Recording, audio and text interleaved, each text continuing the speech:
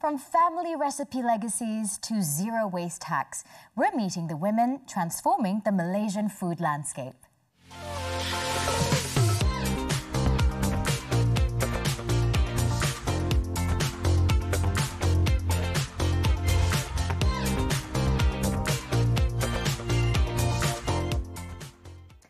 Everyone, and welcome back to yet another wonderful episode of Women Talk. My name is Anita Woo, and today we're talking about something we can all relate to. That's food. Specifically today, we're not just talking about recipes. You can check that out on our guests' wonderful IGs, which you're probably already following. But we're diving into the values, the culture, and even the politics behind food, the way we make it, the way we prepare it, and the way we consume it as well. So today, women has been established as the center of food systems, whether we're procuring it, preparing it, deciding what to keep, what to throw, what to freeze, what to prepare. We're also becoming leaders in sustainability. Welcome Anis Nabila, who is a celebrity chef that we're all familiar with, as well as Ong Shen Jean, aka better known as Jean Bean Studio, which is also becoming a fast household name, who's a content creator and known for her slow, mindful movement approach to cooking. So before we start, I'll confess, whenever we do a food topic, I think I get excited. You know, lots of people can relate to being foodies, but beyond that, I think it's something that we as Malaysians can really relate to, you know. At breakfast, we're discussing what we're going to have for lunch. Exactly. So let's talk about something close to our hearts, you know. Let's talk about the culture that binds us as Malaysians through food. So Anis, you've cooked all around the world. Maybe you can tell us about how you see Malaysian women shaping our national food identity. I mean, Malaysia is known for its food, but how are Malaysian women shaping that to you? First of all, thank you so much for having me. That is such a good question. I think Malaysian women are the backbone of Malaysian food identity. Why I say this is because no matter where you go, if you or whoever you see, who are in the food industry you talk to, and if you ask them whether what's their most memorable recipe or what's their favorite family recipe or anything that's got to do with like Malaysian traditional recipes, they will always talk about either their mom or their grandmother. Absolutely. It's always that. And, you know, I have traveled to like different states in Malaysia for my food show, and I've done one of the shows that I did was we had to cook as a community, like orang-orang kampung. Yeah. And when we did that, like 99% of the time, you'll get the men to actually be doing the cooking. All the prep. The cooking. Oh, the cooking. The cooking. Right. Because, you know, you need big pots. Nice. If you're cooking for a whole village, you'll need big pots. Manual labour. Yes, exactly. So you'll see the men doing it, but the women will be doing the prepping and also the instructing. So they will be the one. And you know, there's no recipe book. They'll be like, okay, agak. this much, that much. So you see women behind this, you know. And when you talk about like traditional food, it will always be like stories that they hear or we hear from our mothers or our grandmothers. So when they're cooking as a community in that context, right, are they actually sharing stories while they're cooking? Yeah, absolutely.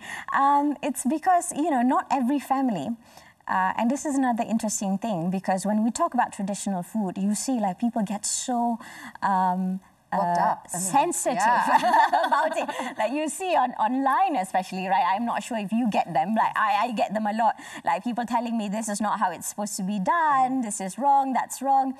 But when in actual fact, even like in the same village, you know, different people from different families have got different style of the same, yes, exactly. So And I don't think that is wrong because, you know, in the end, it is still like the core of it is still traditional. But, you know, people try to do like different variations of it. But I think that's kind of the point of, you know, what you guys do today, which is take something traditional and cultural and a heritage piece and bring your own flavor to it, or innovate, or have a little bit more muhibah elements into it. Exactly. You know, and whatever the produce is. I mean, we also have a global food chain, so you know we can introduce new products into it. Exactly. I mean, when you think about it, it has changed. Like, we cannot really identify what is the traditional food. Say, like, for instance, a laksa. What is the original traditional, the origin of laksa? No, it is traceable, but it's almost impossible to be absolutely certain that that is it. You know, and because even back then, like, you cook on instinct, and you cooked based on what is available around you. I think that was the whole point. I mean, we talk about like way back in the day, right? And it's what is made available to you, and it's to not waste. Exactly. So a lot of things have come from that concept, actually, of making use of what you do have available to you. Exactly. A lot of our traditional food is shaped because of that, because to avoid wastages and to preserve certain things. Okay, Jean, like on that note, you know, I mean, you're also very much about mindful cooking and sustainability and reducing food waste as well. Hearing Annie speak about her take on things, what shaped your connection to food and growing up especially? Well, the root has always been, you know, the passion towards food, right? Yeah. So, no doubt, I was a big fan. I was a big kid when I was small. I was chubby.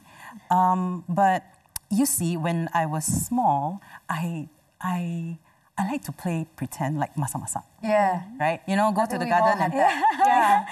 The garden with the... Go to the ferns. Cut the leaves and cut the flowers, and then just throw in a toy pot filled with water, pretending that you're cooking soup or something. Yeah. So, speaking of the toy pot, I had it like when I was really small, and I have siblings of 4. I'm the youngest, and I was the only person that has like a set of masak toys. A full one. I think my parents back then, they already see the potential, like the connection with food with this girl is like really strong. And who were some of the main women in your life that influenced the way you cook today? Definitely the women. The moms, the aunties, the grandmothers. Yeah, so definitely the women. And now perhaps your in-laws, right? Yes. Yeah, okay. Very much, especially the content that I'm doing now. Yeah. So I've been telling that a lot. A lot of the recipes that I share in my platform is they are all mother-in-law. Majority from my mother-in-law. I love that. This is wonderful, and we're going to continue this conversation right after this break. Do stay tuned.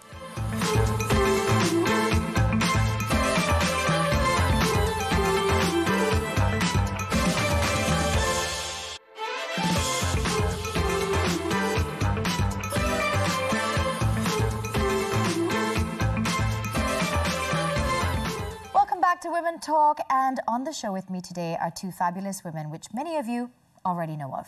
We have Anis Nabila as well as Jean, aka Jean B in studio, who is a very known content creator growing in her mindful movement approach to cooking. And so let's perhaps start with you, Jean. What are 3 ingredients, right, that Malaysians commonly throw away that we should actually be reusing? Okay, I'm sharing like based on my real experience, right? So this is what is happening in my own kitchen. So the first thing is glass jars, glass bottles. Okay. Right? When you buy like pastas, the sauces and whatnot, I have this habit of always like wash them and then remove the labels and then reuse them.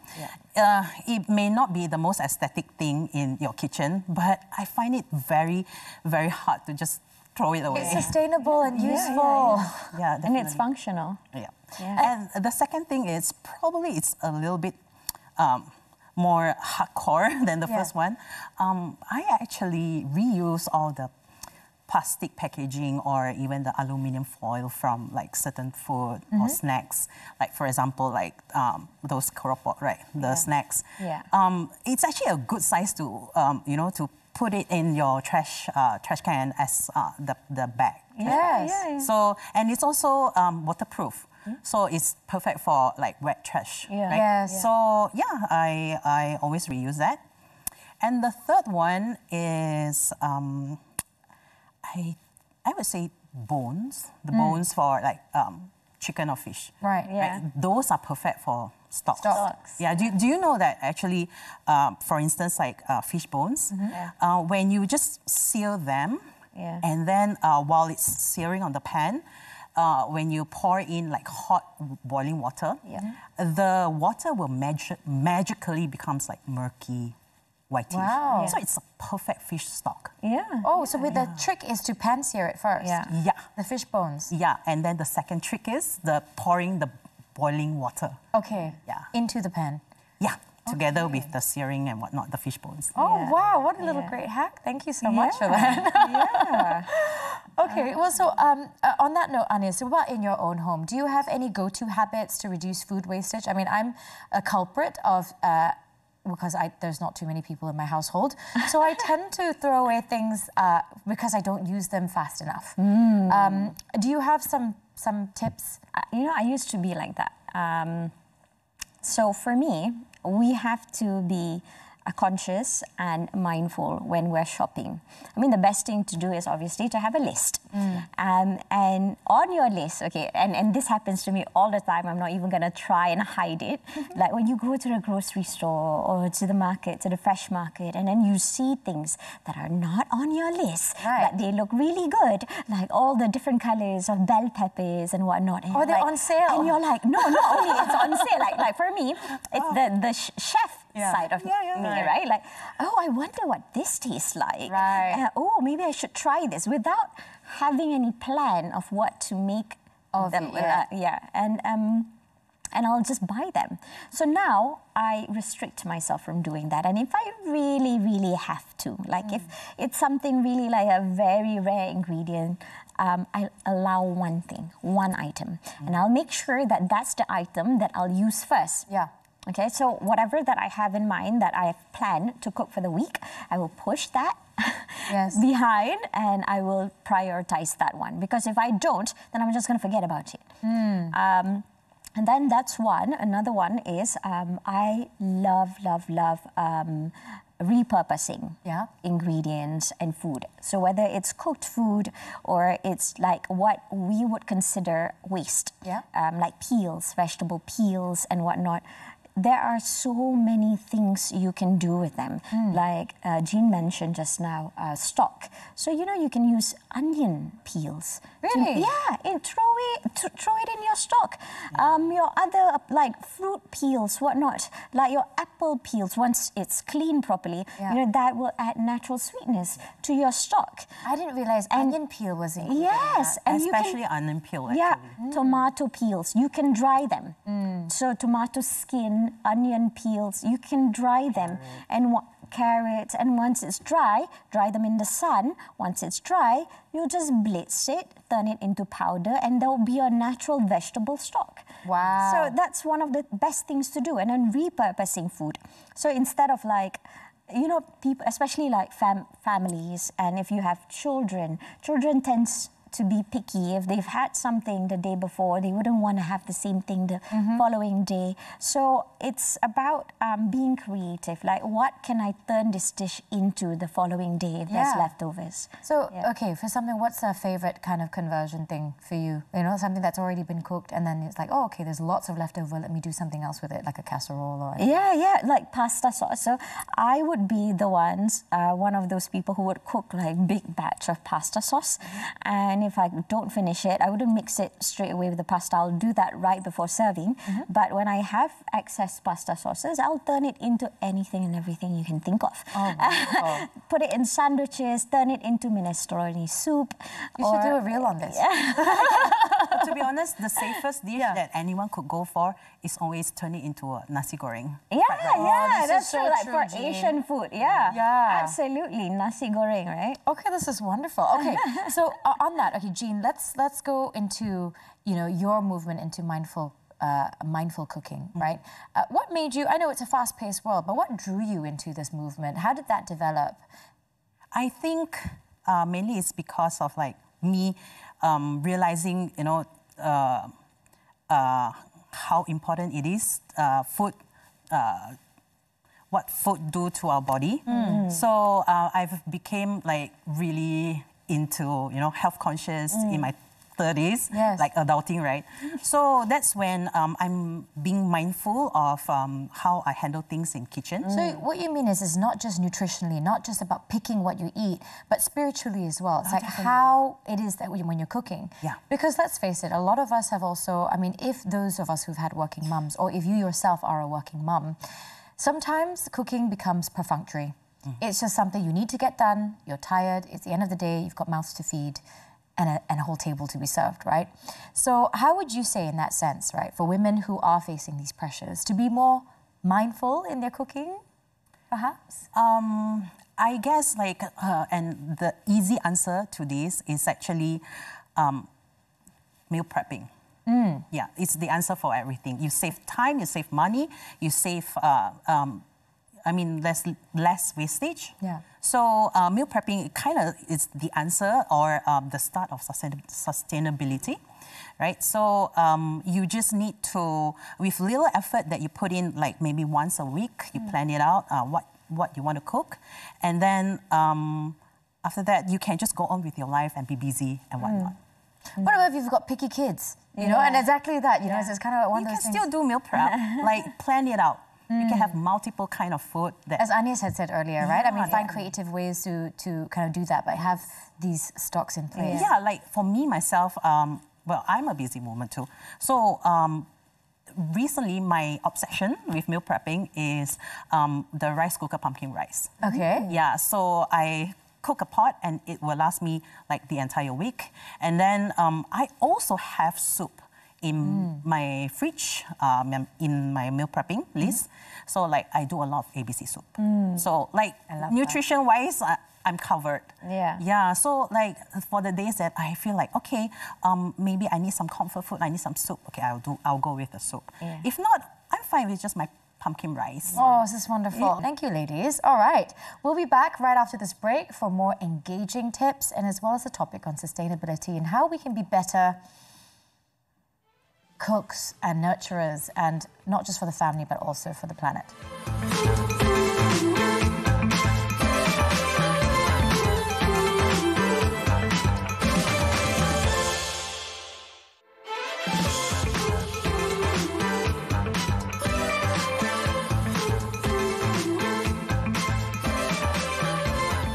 Welcome back, still on Women Talk, and this time we're on the topic that everyone can relate to, food, with none other than Anies and Jean, who have been lovely to share their wonderful hacks, tips, and sustainability hacks as well, on top of that.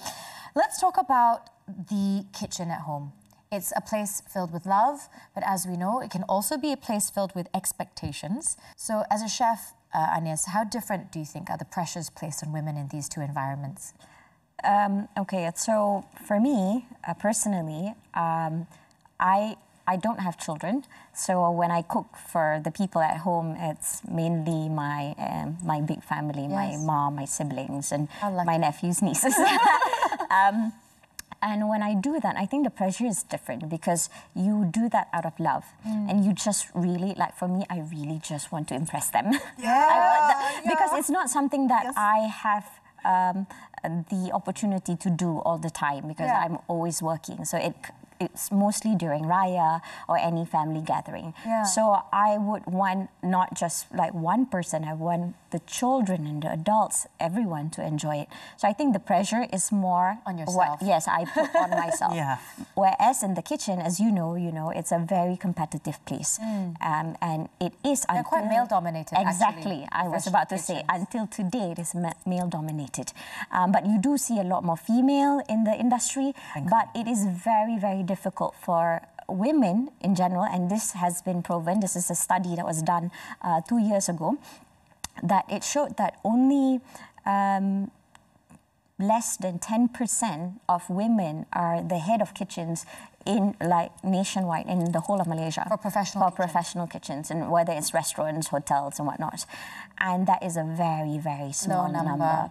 And And this is growing, because though. It is growing. You see that a lot of people are paying more attention to female chefs, but I don't think we need that. I know this doesn't sound right, but I don't feel like we need that, because when I say that, it means that you get special awards for female chef and whatnot, which I understand. It's because yes, women do need to sacrifice a lot more in order for them to climb the ladder in the kitchen, a professional kitchen.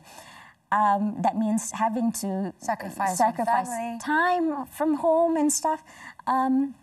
But I don't think we need that, because as a chef, it is more about time management, like especially head chef, time management, creativity, and how you manage your stuff. And it's changing, thankfully. I see the change. I see like some of my friends who are, head chefs of their restaurants, whatnot. They're really pushing for this, like, making sure that there are equal opportunity for women in the kitchen. Yeah. Jean, let's talk about that, right? Reclaiming the kitchen as a space for creativity, for income, for empowerment, and leadership, right? I see that this is you're working on lots of different things as well. And what take do you have on redefining this kitchen as a space? Well, my take from a content creator point of view, we are definitely redefining the whole scene, right?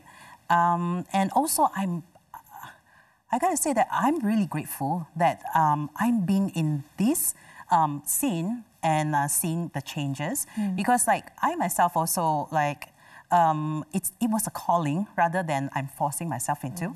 And then with that calling and through the observation of like seeing, hey, actually there are more and more female recipe creators like myself that are coming up. And another thing that is quite significant, like for me myself, I have the opportunity to even convert the whole, like just recipe creation and creating recipes online in social media into a cookware business. So yeah, I'm launching my own cookware brand. Amazing. And what I get in the feedback that I got from the public is that they believe the kind of cookware that I create. So given that confidence, right? Yes. So I feel like this marks one of the, the redefining scene that we talked about. Yes. Yeah. No, I think this is absolutely empowering, and having the both of you share your personal experiences and your ethos behind food and your approach towards kitchens and family legacies and continuing that heritage is very powerful and inspiring. So thank you both for being on the show today. Thank you. With that, we hope that you're also inspired at home to think about the sustainability aspect, but also to reclaim the kitchen space as perhaps a shift of perspective. Yes, it's still duty and it's still something that is basic, that needs to happen to nourish your household, but at the same time, see how you can reclaim your creativity and your passion and mindfulness as we prepare what we prepare lovingly in the kitchen. With that, I'm Anita Woo, and we hope that you've enjoyed this episode. Follow us on our social media at Women Talk TV3, as well as at TV3 Malaysia. And thank you for spending your time with us. We hope that you'll follow, as well as comment and engage in our conversation online. Until then, we'll see you in the next episode.